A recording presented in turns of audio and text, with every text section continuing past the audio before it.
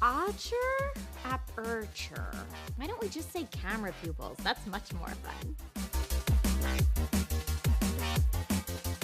What's up, everyone? I'm Trisha Hirschberger, and in this episode of DIY in 5, we're going to teach you about another of the 3 pillars of photography, aperture.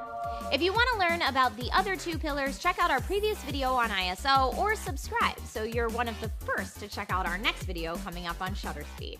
Okay, so aperture is the hole in the lens where the light travels to the camera body. The best analogy is that aperture is to a camera what pupils are to our eyes.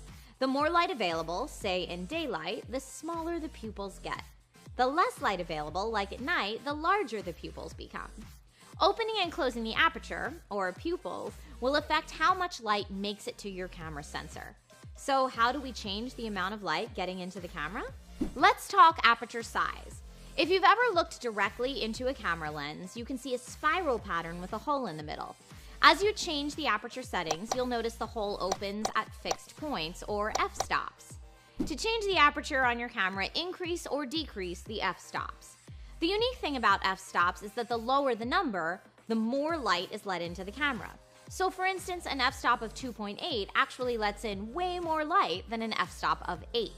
You can see this chart shows some common f-stops and how much light they let in.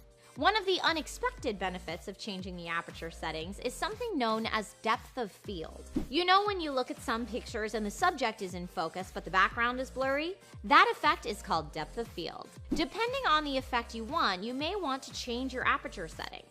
To have a shallow depth of field, meaning your subject is separated from your background, use a lower f-stop, like f2.8. There's lots of photo editing software that mimic this effect, but nothing looks quite as good as the real deal. Now, if you want to have more of the picture in focus, use a higher f-stop, like f8 or higher. The last thing to keep in mind with f-stops and aperture is that not all lenses are created equal.